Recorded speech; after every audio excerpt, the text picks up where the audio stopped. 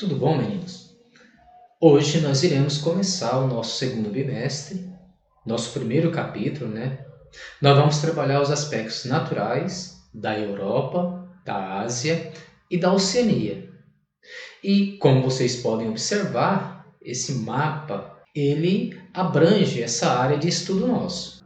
Nós podemos observar mais de perto aí, ó, a Europa, onde aqui nessa área, né, mais ocidental, na região de Portugal, aqui, ó, ela é banhada pelo Oceano Atlântico.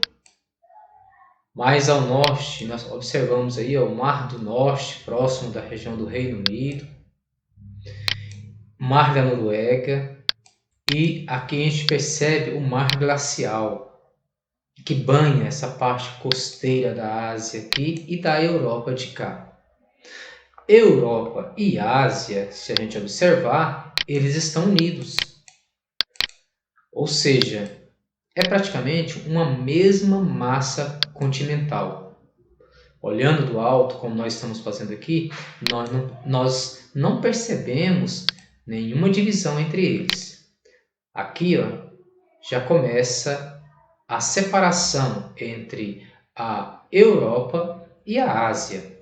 Nessa região aqui nós encontramos os Montes Urais, que é um limite natural entre o continente europeu e o continente asiático para cá. Mais a sudeste, nessa região aqui, em direção, né, ao sul, nós iremos encontrar aqui abaixo outra região que nós iremos estudar, a Austrália, que faz parte da Oceania. Tá? Então, ou seja, essa região aqui, ó, também faz parte dos nossos estudos dos aspectos naturais. Tá?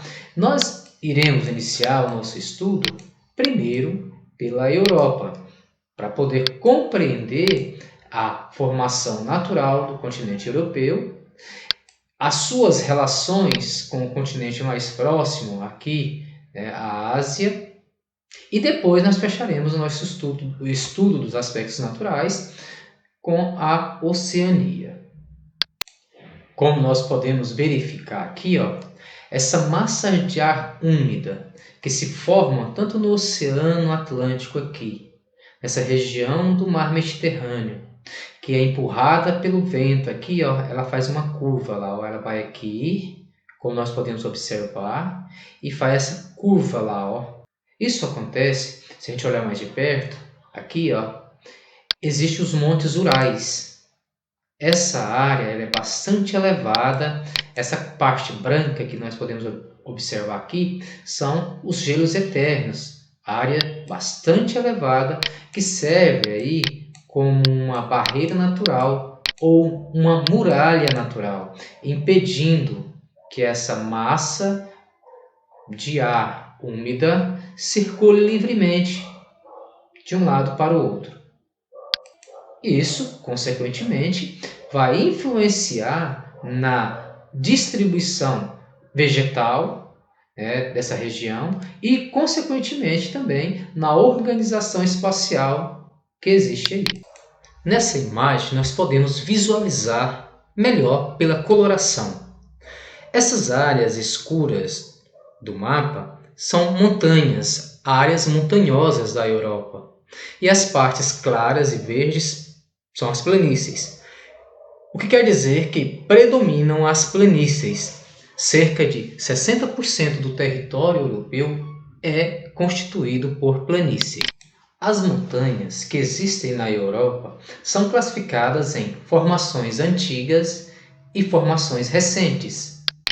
Nessa área circulada no mapa, nós podemos ver a área onde se localiza as formações antigas. As formações antigas são áreas que se formaram há bilhões de anos, ou seja, ali o movimento tectônico ele está instável, ou seja, praticamente ele não acontece mais. Isso faz com que essa região apenas venha sofrendo ao longo de milhares e milhares de anos o seu rebaixamento. Essas formações antigas, elas existem aí na região norte e nordeste da Europa. São áreas de escudos cristalinos da era paleozoica, ou seja, há muito tempo.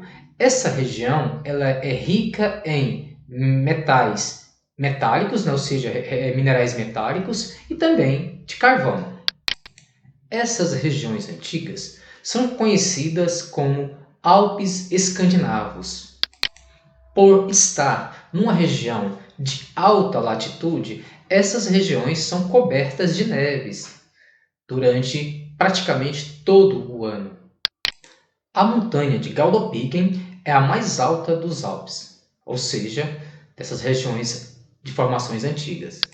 Aqui, nessa área circulada, estão os Montes Urais, que eu mostrei para vocês aquela hora, aquela barreira natural lá. Ó. Essa área aqui também é uma formação antiga. Aqui podemos observar essa formação, como ela é. Veja que sobre elas existem aí, ó, grande quantidade de gelos eternos. Essa grande muralha natural serve de barreira natural de passagens de massas de ar úmida de um local para outro. Essa barreira natural também ela serviu como forma de isolamento dos povos da Ásia dos povos da Europa, possibilitando que esses povos se desenvolvessem na Ásia e na Europa praticamente de formas isoladas, até posteriormente contato entre elas. Aqui nos Montes Urais, nós encontramos o Monte Elbrus, a região mais elevada da Europa, com 5.633 metros. Localiza-se na fronteira entre a Geórgia e a Rússia. Aqui nós podemos observar as regiões de formação recente, do período Cenozoico, ou seja, ela se localiza nas regiões centro e sul da Europa. Ao fundo, nós podemos observar a formação típica dessas regiões recentes. São pontiagudas, cobertas de neve, bastante elevadas, e as atividades tectônicas nessas regiões estão ativas. Por isso, é comum ocorrerem terremotos e vulcões nessas regiões de formações recentes. O Santorini, na Grécia, o Etna, o Vesúvio e o Stromboli, na Itália, são os principais vulcões que ainda estão em atividades no continente europeu. Como já dito, as planícies predominam na Europa, aqui desde o Oceano Atlântico até os Montes Urais. Então, há o predomínio de planícies sobre uma região de bacia sedimentar. Nessas áreas encontram-se as planícies fluviais, ou seja, na porção centro e norte da Europa. Nelas são realizada a agricultura, por serem uma região bastante fértil, por isso são bastante exploradas. Mais próximo das regiões litorâneas do norte, nós encontramos as planícies marinhas. Podemos observar também que o clima da Europa é bastante diversificado. Isso acontece porque, conforme nós saímos aqui do mar Mediterrâneo para o norte da Europa, nós saímos de uma região de média latitude para uma região de alta latitude. Consequentemente, a temperatura tende a cair com isso. Então, nós deixamos aqui um clima quente e vamos aproximar de um clima mais frio para polar aqui, ó.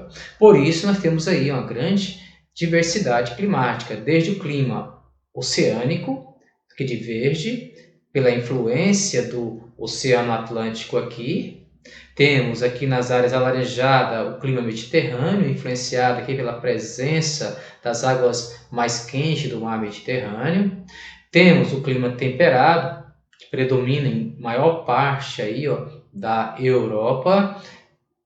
Lembrando que esse clima temperado ele é um temperado mais de de característica continental, né, influenciado pela continentalidade, né, porque nessa região aqui, ó, as umidades nessas áreas serão menores, né, então consequência da ação do próprio continente sobre ele mesmo. Temos também mais ao norte aí, ó, o clima polar. Não podemos confundir, né, o clima polar com o clima temperado aqui, ó. O clima temperado ele é mais frio, enquanto que o clima polar ele é bem mais extremo, né, ou seja, bem mais seco. Da mesma forma, o clima de alta montanha, que aqui está nas regiões dos Alpes, aqui, ó, na região dos Apeninos, né, ou seja, as áreas mais elevadas aí, nós podemos observar nessas áreas mais roxas aí. Não podemos deixar passar despercebido que a Europa está dentro do que nós chamamos aqui, ó, de zona temperada norte. Existem duas zonas temperadas, a do norte e a do sul. Então toda essa região aqui, ó, está dentro de uma região conhecida como temperada. Nós temos a polar norte, a polar sul, temperada norte, temperada sul e aqui a intertropical. Por estar dentro da região temperada, essa área vai influenciar então a formação vegetal. Predomina então nessa região o que nós denominamos de floresta temperada decídua ou caducifólia. Caducifólia é as chamadas florestas caducas, que perdem a sua folhagem quando aproxima o inverno. Ela se prepara para o inverno, ou seja, perdendo sua folha. Mas também existe uma outra formação da taiga, que é mais próximo um pouquinho do norte. Esse tipo de vegetação ela não vai perder a folhagem, ela é chamada de coníferas. A conífera está preparada para o inverno, ou seja, ela já tem uma formação que a garante sobreviver no período mais rigoroso do inverno. Enquanto que as caducifólias, por não suportar a friagem, ela se adapta, perdendo a folha quando se aproxima aí a período mais frio. Então, mais ao norte, próximo das regiões escandinavas ali, nós encontramos a taiga, que já dá passagem ou transição para a tundra, como nós podemos observar aqui. São vegetações já adaptadas às regiões mais frias. Nessa região aqui, ó, que está em roxo aqui, ó, da Europa, predomina aí, ó, o clima de alta montanha.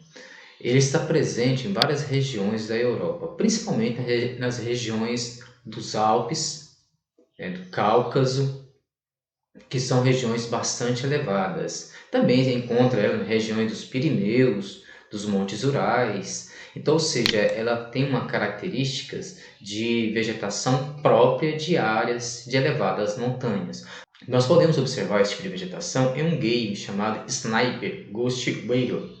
Na imagem, nós podemos observar aí, ó, as características da vegetação. Ela se localiza numa posição central dentro da Euroásia, entre 35 e 40 graus de latitude norte, e dominada por um clima árido de fortes contrastes, próprio dos desertos das estepes interiores de latitudes médias. A grande oscilação nessa região, a oscilação térmica, traduz em um inverno muito frio e verões muito quentes, resguardada, né, pela cordilheira do Grande Cáucaso e delimitada a oeste e leste por mares. O Cáucaso oferece certas vantagens climáticas.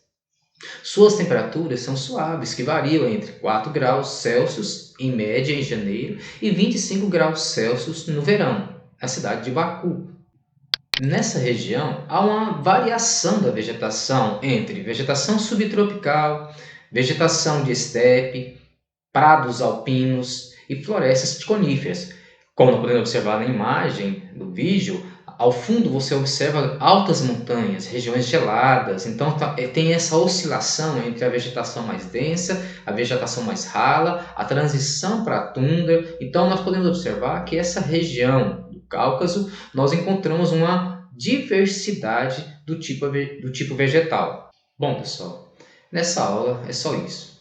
Na próxima, nós vamos dar continuidade com as paisagens naturais aí. Até mais.